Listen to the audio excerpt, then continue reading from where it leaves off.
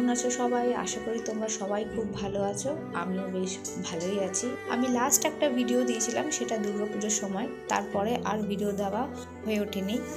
আর আজকে এই ভিডিওটা করছি কারণ আজ হলো 26 তারিখ, অর্থাৎ 26 ডিসেম্বর 2025। এবছরেই অর্থাৎ 2025 সালে 5 জানুয়ারি আমার মা আমাকে একা রেখে দিয়ে পৃথিবী ছেড়ে চলে গেছে। তো আজকে তিথি অনুযায়ী মায়ের বাৎসরিকের ডেটটা পড়েছে। তো আমার বাবারই খুব জানাশোনা বাগবাজারে গঙ্গার ঘাটের সামনেই ভগবত সভা বলে একটা বাড়ি আছে, ওখানেই মায়ের শ্রাদ্ধানুষ্ঠানটা করেছিলাম। আর এই বাৎসরিকের কাজটাও এখানে করছি। শ্রাদ্ধানুষ্ঠানটা 3 তলায় করেছিলাম, আর দোতলাটা চট করে পাওয়া যায় না। যেহেতু সামনে মন্দির আছে, সেই কারণে চট করে দোতলাটা পাওয়া যায় না। তো বাবা ঠিক পুজোর আগে ডেটটা নিতে এসেছিলো, তো দোতলাটা খালি পেয়েছিল বলে বাবা কিন্তু দোতলাটা বুক করে দিয়েছিল। তো সেই কারণেই আর কি দোতলাটা পেতে আমার সুবিধা হয়েছে। আর এই যে মায়ের জন্য পুজোতে বসবার জন্য আমি আস্তে আস্তে করে রেডি হচ্ছি, নিজের মনটাকে শক্ত করছি, কারণ সত্যি আমি এখনও বিশ্বাস করে উঠতে পারছি না মা আমার জীবনে নেই। তো আমি বলে নয়, আমার বাড়ির আমার কাছের আপনজনেরা যারা যারা উপস্থিত ছিল আমার মায়ের বাৎসরিক কাজে, তারা নিজেরাও বলছে যে আমার মা যে এত তাড়াতাড়ি চলে যাবে তারা আশাও করে উঠতে পারেনি। তো যাই হোক, বেশি কথা আর বাড়াচ্ছি না। যতটা পেরেছি ভিডিওটা তুলবার চেষ্টা করেছি।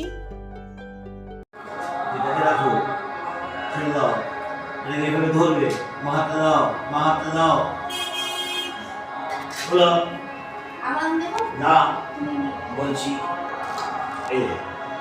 নমস্কৃষ্ণ নমস্কৃষ্ণ নমস্কৃষ্ণ জোড়া করে নমঃ অপবিত্র পবিত্র সর্বাবস্থা যতঃ বিবা যশরীর উপরিকক্ষ আভ্যন্তর সূচি নম সূচি নম সূচি নম সূচি নম সর্বমঙ্গল মঙ্গল বরেণ্য বরদং শুভং নারায়ণ নম বিষ্ণু নম বিষ্ণু নম বিষ্ণু নম সর্বমঙ্গল মঙ্গলে শিবে সর্বার্থ সাধিকে শরণ্যে ত্র্যম্বকে গৌরী নারায়ণে নমস্তুতে নম বিষ্ণু নম বিষ্ণু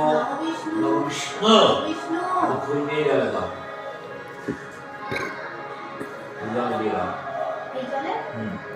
জলে হাত দাও। নমঃ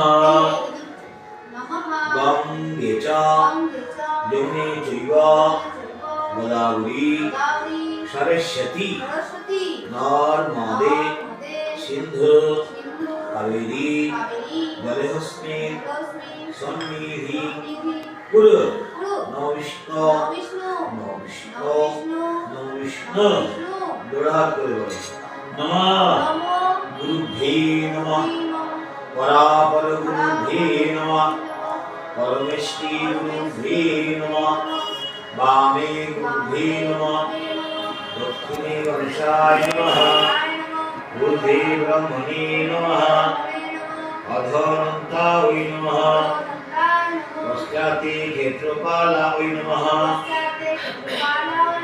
সম্মুখে সর্বদেবেভ্যো নমঃ সর্বদেবীভ্যো নমঃ নমঃ বিষ্ণু নমঃ বিষ্ণু নমঃ বিষ্ণু।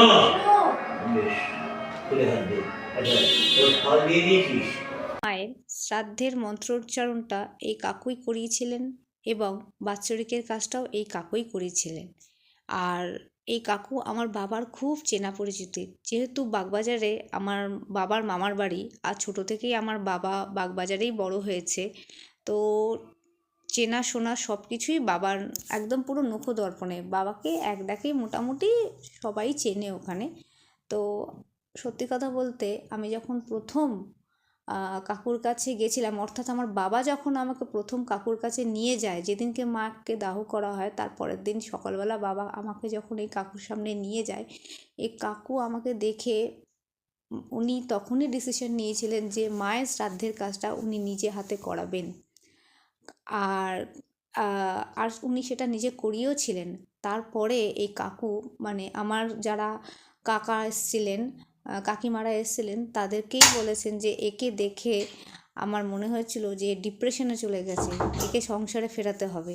সেই কারণে এই কাকু নিজে হাতে মায়ের শ্রাদ্ধানুষ্ঠানটা করেছিলেন।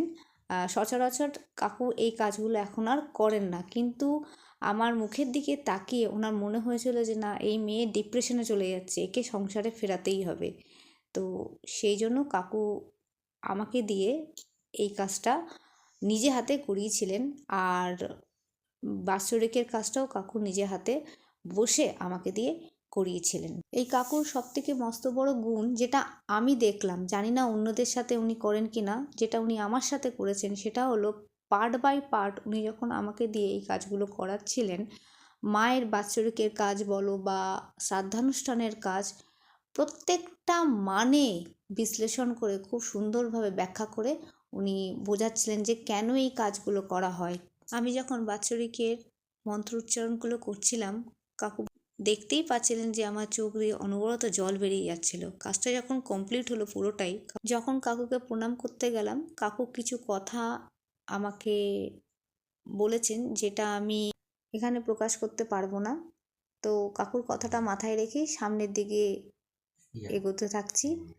আর ভিডিওটা বাড়াচ্ছি না, এখানেই ভিডিওটা এন্ড করছি। ভালো লাগলে অবশ্যই লাইক, কমেন্ট, শেয়ার করো। ওকে, চলো, টাটা, বাবাই।